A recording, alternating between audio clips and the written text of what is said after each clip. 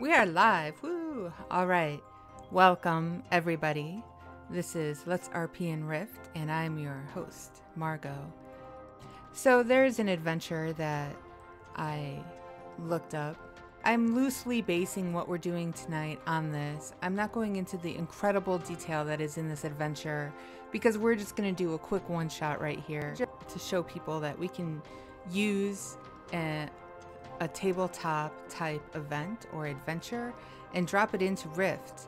And it's really easy to do because the lore of Rift is very magical based and the dimension building is extremely versatile. So I think we can begin. You guys are in Gloamwood and you are heading towards the coordinates that you've been supplied. You're seeking out the Lich. And I am not here. My character is OOC, because I'm just going to be your guide tonight. As you approach the coordinates, you see a large, petrified tree standing in the center of this decimated forest. There is a door etched on it, with a white leaf and veined in ancient metals.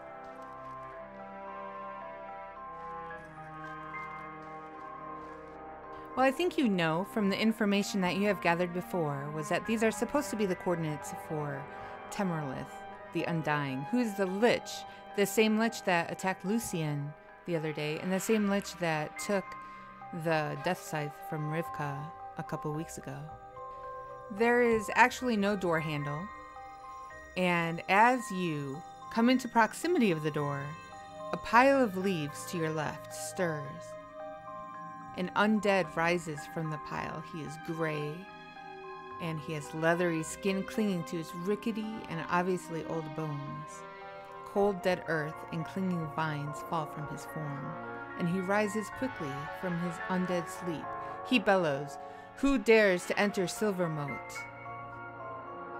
He brandishes a longsword, and Night looks at the skeletal figure and bellows, "It is I, Warden, who does."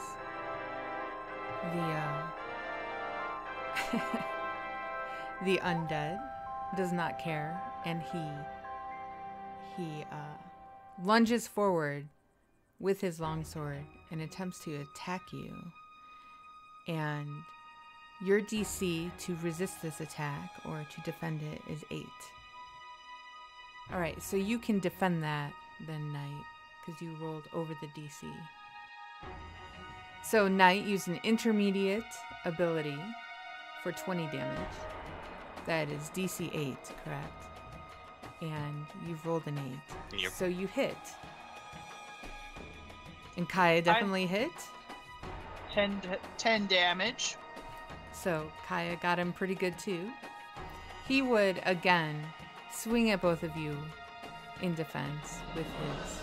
You both hit him, so he's not happy. He's going to swing at you with his longsword, so you can both try to defend his longsword again. In one long arc, he swings at both of you. Alright, so Knight, you take 10 damage. He caught you this time. Kaya, you can defend that. He did not get you this time, and then you can both attack again. The flaming sword does catch the undead on fire, and he falls over and burns into a pile of ash. And you have succeeded at getting rid of the guard at the door. So as you look over the door, and you see some writing on it, and it says, "I run smoother than most any rhyme. I love to fall but cannot climb." And I'll put that in text as well. Did you just spit on the door? And the door magically opens. So, to illustrate the opening of the door, what we're going to do is... what I've put here in the dimension is a PvP item. So, we'll click on the PvP item, and it'll move us to the spot that I had designated before. You come into the underground lair, which it starts off looking like just a cave, but the air inside is steamy, dank, and rife with earth and rot. Stinging gnats buzz noticeably in the rising damp. Pale green vines glowing with blue tendrils hang along the unworked stone walls and dangle from the ceiling above. And then, does anybody have any talent in botany or recognizing what this foliage might be? Yeah. Yeah. That would be me. All right, well, give me a roll, please. Oh, good roll. So you would see that this tree and all of the dangling vines and tendrils from the tree, this is an ancient yellow musk creeper, and it's put here to defend the entrance. And if you move too fast, or if you disturb any of the branches or leaves or tendrils, it's going to attack you. So you have to sneak through without touching anything. You're almost there. So you can give me 2 more rolls each to see if you make it the rest of the way. Oh, okay. Kaya, let's see what you've got. Because Knight has just screwed the pooch on this one. At least I didn't get double ones, man. Kaya gets through without detection. But then, as you're almost to the end of where you see all these vines hanging, what you see is all of a sudden a mist of blue sprays into your face from some of those blue hanging tendrils, and you become stunned. Okay. So now you're stunned, and Kaya, you can take an action. Kaya is not very strong. All right, well, why don't you give me a roll out of 20? And that roll passes the DC, so you are able to pull him to safety, but he is still stunned. So you can take another action if you want, Kaya. But you could probably pull him to about over here. Do you want me to burn off one of my many Phoenix Fire heals for this? No, because you're doing, we're not using the sheets except for on the main fights. So you can roll a DC of 8 is what you would need in order to cleanse this poison. And boom!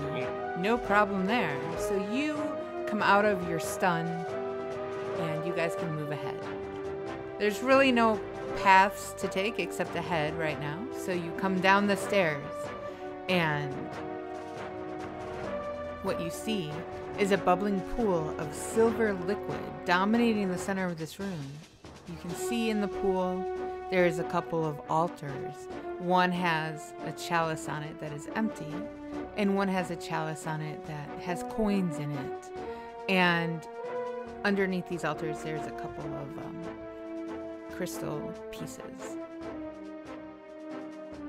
There are 2 doors in here, as you can see, and they are both shut. Well, now I can show everybody. There's one, and there's one, and they're both shut. So you guys can do whatever you want to do and tell me, and I'll tell you what happens. Well, Knight attempts to detect for traps using his earthly powers to detect any vibrations, and you detect nothing, Knight. And Kaya, how would you like to, what are you trying to detect on the altars? What would you like to analyze and how? Well, the first thing to check is, are they evil? You want to give me a roll? You are not able to discern whether there is evil around the altars or not. So Knight is going to try to blast the door open. Or is it Kaya going to do that? Kaya's gonna do it. Geez, I picked the wrong people to come on a secret mission. You guys aren't stealthy at all. The lock explodes and the door swings open. Before you can get any closer, the statue next to you begins to move. It animates, and with great swiftness and its mighty weapon outstretched, it attacks you both. But not just that. The statue from the other door comes across the room and also attacks you. Oh, snap. The one with the mace tries to hit you, Kaya, and you can try to defend with a DC of 8.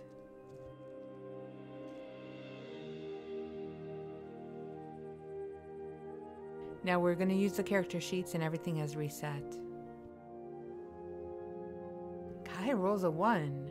So Kaya takes the 5 damage from the mace, but then an extra 10 damage from a crit fail.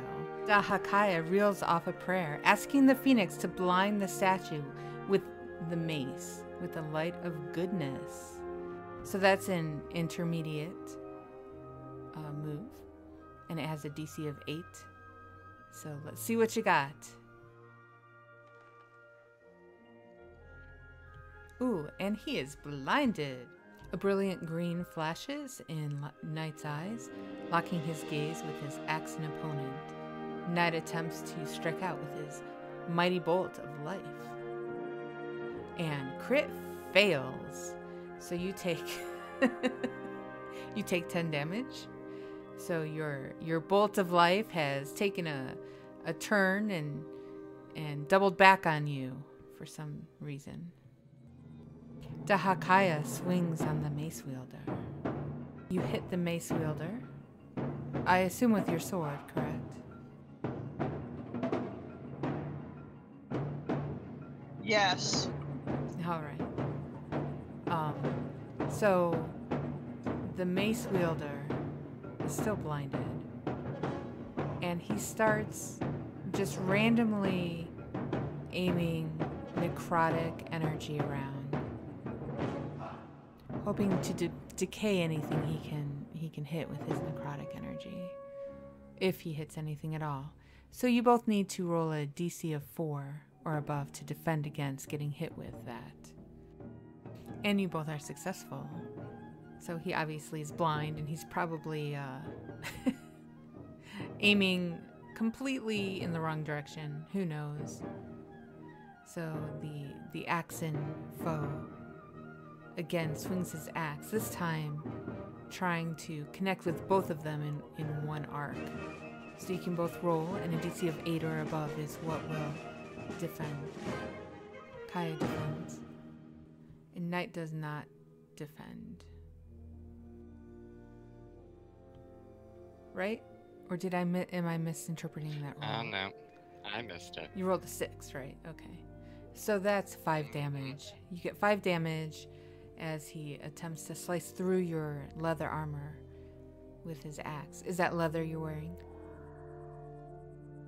Yeah. All right. Well, and there you go. So he hits you, and Kaya has enough time to duck under the axe. Now you can both take an action, and you can both go at the same time. Dude. These rolls are not liking me today. So you pulled a shard of earth, forming it into a deadly spike, and attempted to whip the earthen spike at your opponent, and you did not hit the DC. And advanced is a DC of 10. All right, let's see what you got, Kaya.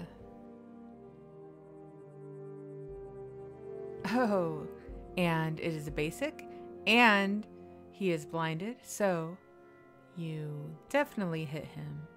And you hit him in a way that, with your flaming sword, in a way that knocks him backward, and he falls against one of the pillars, and he shatters into many pieces.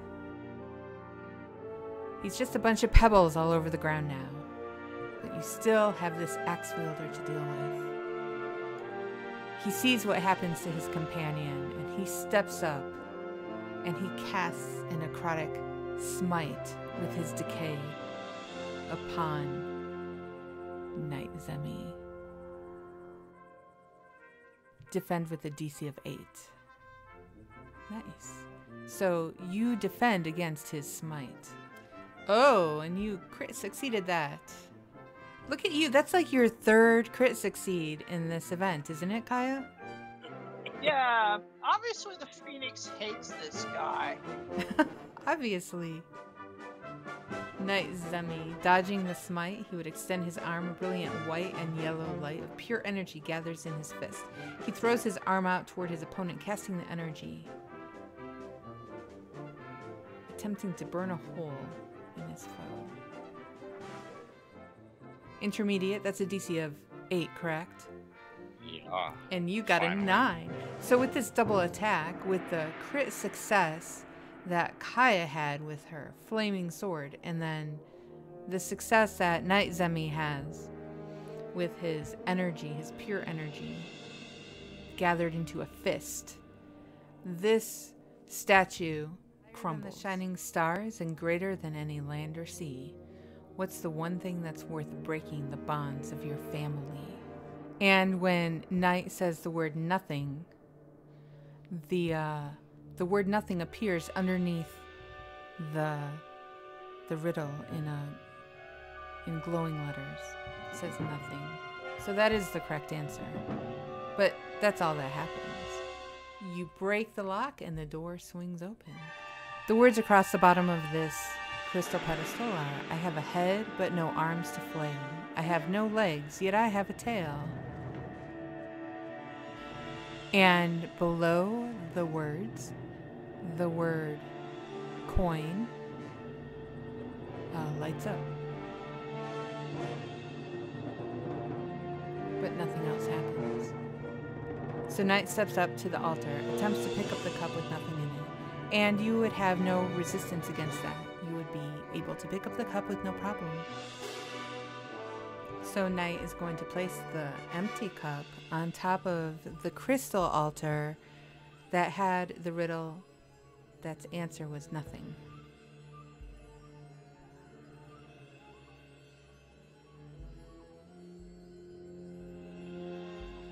And the altar glows a bright blue. But that's all that happens. So Knight steps up to the altar, attempts to pick up the cup with the coins in it, and you would have no problem doing that. But I do need you to give me a roll. Okay. Nothing happens. You pick it up easily. Sometimes when you say, I do need you to give me a roll, my stomach drops a little bit. Picking up the cup, he would walk it back to the altar and the words coin, with the words coin, and place it on top. So you place it on top of the crystal altar, and it also glows blue. And when this happens, you hear a rumbling, and you see the door magically roll up. And you can hear and feel a vibration from the other side as well, which would lead you to believe that potentially that door, though you can't see over there, it seems to be going up as well. In here, it is, as you see, it is a lab or an office. Let me know if you inspect anything. Are you going to take a look at that book, Kaya? Sure. What you would find is a journal, and reading through it, even just skimming through it, it gives you some information. It tells you that the Lich Here's name is Temerlyth, and even though you already knew this, now it's confirmed, and that he's lived here for a very long time. His family was killed by werewolves. You understand while looking through this journal that he altruistically believes that the wider world suffered the same affliction as his home, and that lycanthropes are at war with all the races of the world. His research and experiments are aimed at lycanthrope genocide. There are notes of experiments and hunting techniques to kill lycans, including using large amounts of undead. As the journal continues, it is obvious that the Lich has slowly gone mad. His plans are askew, and he doesn't seem to remember his original plans or intentions, though he is still hell-bent on killing all lycanthropes. It is an obvious obsession now. As another current entry is just as disturbing, he notes recently seeing an alternate timeline through his crystal ball, where the plane of death came through to Shimmersand and spread out, turning the desert into an extension of the death plane. There are plans and rituals noted to enact this plan here, on our Talara. The powerful death scythe he stole is noted in these rituals. Throughout the journal is mention of something called the Moonfire Soulstone, but its description is not present here.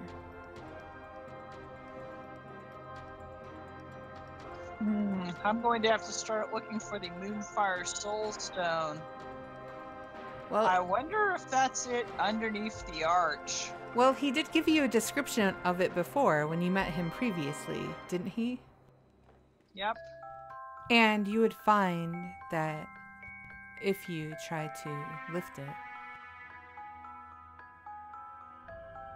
it is very light, extremely easy to carry. And so you see the door has in fact opened on the other side as well. So did Knight just touch the mirror? He did. Always gotta be touching everything. Alright, so the mirror clouds with a purple death energy, but on the inside of it, not on the outside. So you can no longer see your reflection. But what you do see evolving there is the Lich himself, and he looks giant in the mirror because he fills up the mirror. You see him reach through the mirror and attempt to grab the death scythe. He's able to reach through the boundary and attempts to grab it.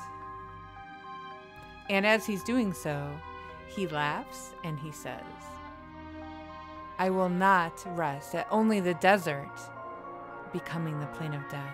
All of Talara shall be the death plane. I've found a way to do this at the Ponari estate of the vampire." You are unsuccessful, Knight, and he is able to grasp the scythe. So he begins to retreat back into the mirror with the scythe. Would you like to take action, Kaya? Why, yes, I want to blind him. That's an intermediate skill. The Light of Goodness. All right, well, let's see one of your 20s then, Kaya. You are unsuccessful. And Temerlyth Laughs his head off. continues to laugh as he disappears into the mirror, which is now covered on the inside with a death energy. And the scythe is gone. Ah, so you guys are going to teleport out?